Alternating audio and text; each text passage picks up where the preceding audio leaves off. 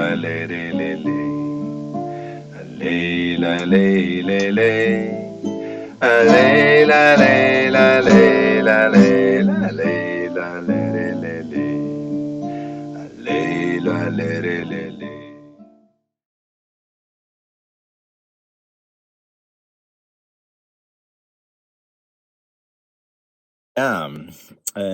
This this audio is about the liver and the energy of the liver, the juices of the liver, and I am doing a liver cleansing right now. Actually, I'm gonna do it tomorrow, the whole fasting thing, and I'm taking a drink which is really, really super and can recommend, and that is just lemon juice with apple cider vinegar mixed, and that with water. In itself, it's really good in the sour form, and I love it with honey. Like with high quality organic honey is a beautiful balancer of this acid thing, and it tastes marvelous, and it really is a liver cleanser to drink this. And I started drinking it regularly, daily, not just in the mornings, also during the day, It's also good with the food because the probiotics especially in the vinegar, help work best when it's done with the meals. So that just as a side, because what I want to talk about is the energy of the liver. The liver is red. The liver is red energy.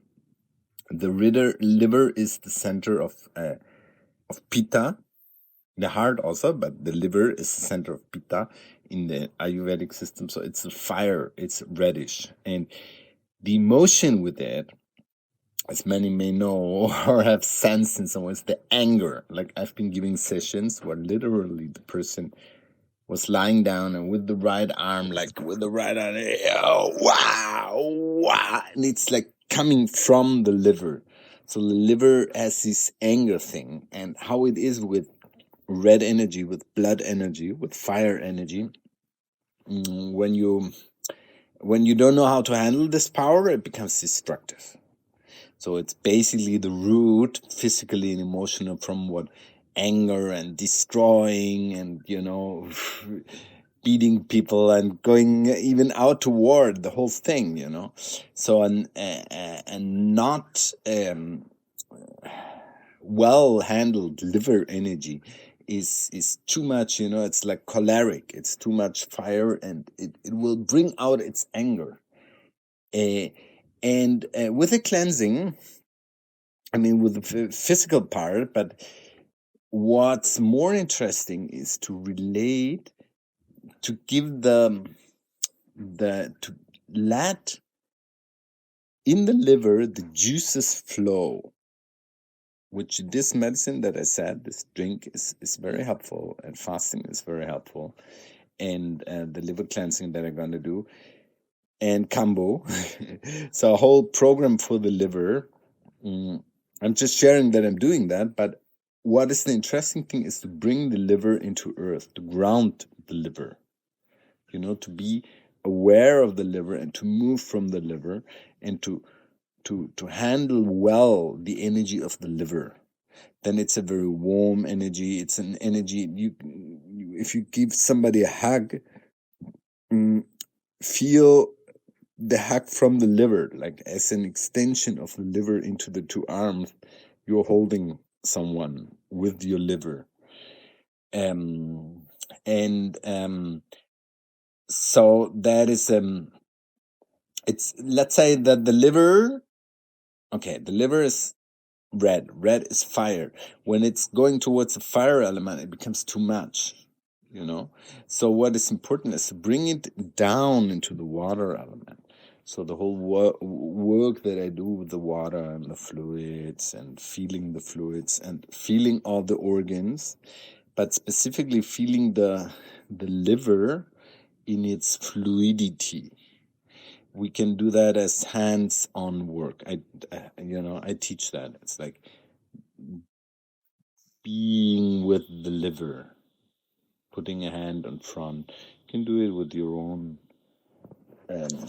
body while I'm talking. I'm also doing it. So let me arrange stuff. And feeling the warmth and the fluidity in the liver. Let me arrange the phone in this way.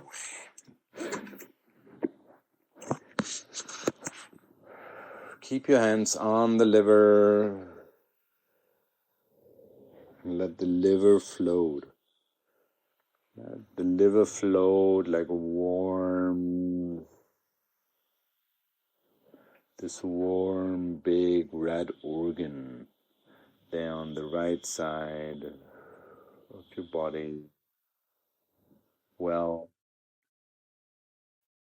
protected by the ribs. And for this you can also let the ribs also become fluid. Don't see them so much as bones, but more see the part in between. That's the collagenic part of the ribs and how it moves, because it's connective tissue. So the surrounding, the armor, let's say, of the ribs can soften, and the liver can open up its warm body. So breathe it.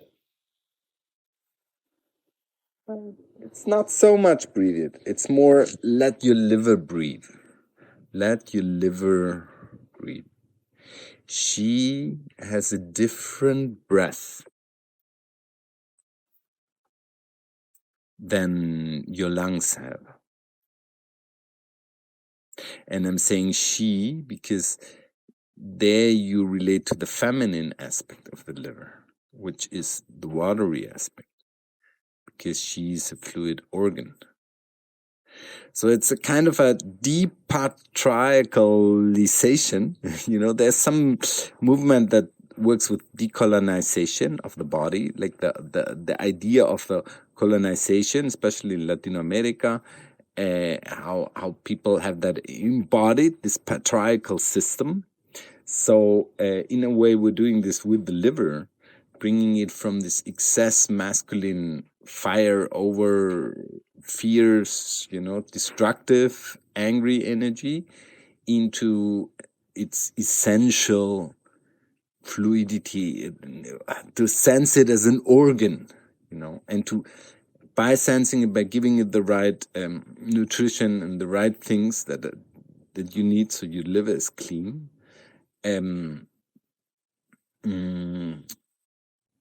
Bring these juices into flow, but in a good way.